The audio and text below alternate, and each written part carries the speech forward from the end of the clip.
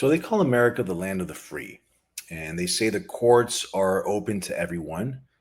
But what if you don't have money for legal representation? And what if these doors are made of steel? So let's look at some facts here, right? Courts are supposed to be public services, and courts are funded by taxpayer dollars, right? You, me, everyone that works who pays taxes. The judges, the clerks, the courtrooms, these are all public institutions.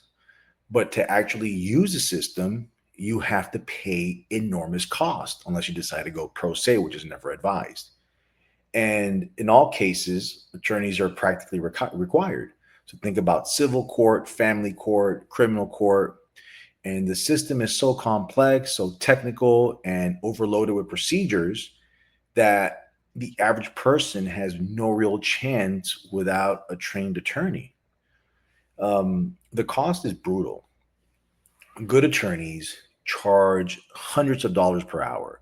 So filing fees, motions, procedural hearings, everything costs money.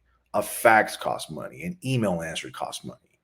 So it's not just about innocence or guilt. It's about who can afford to stay in the fight.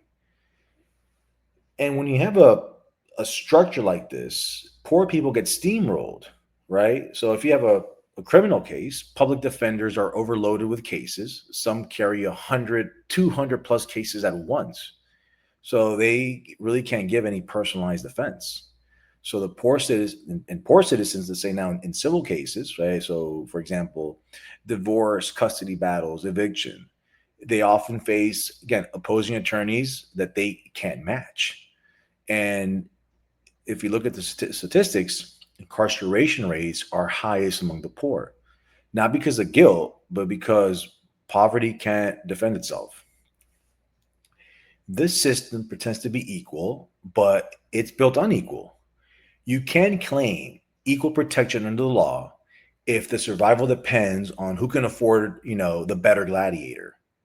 So imagine walking onto a battlefield and you have a stick and your enemy has a sword and a shield and armor, and they tell you that's a fair fight. And then they say when you lose, that you deserved it.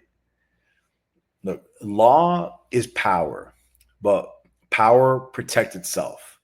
And the courts are public, but justice has been privatized and is bought and sold by firms, fees, procedures designed to exhaust you. To me, freedom means nothing if you can't defend it in court. And in America today, freedom is a subscription service and justice is a luxury item. In the land of the free, true freedom costs money. And if you can't afford it, they sell you a cell instead. So, like always, guys, I'll leave you with remember to lift more, eat more, rest more, love more, hate less.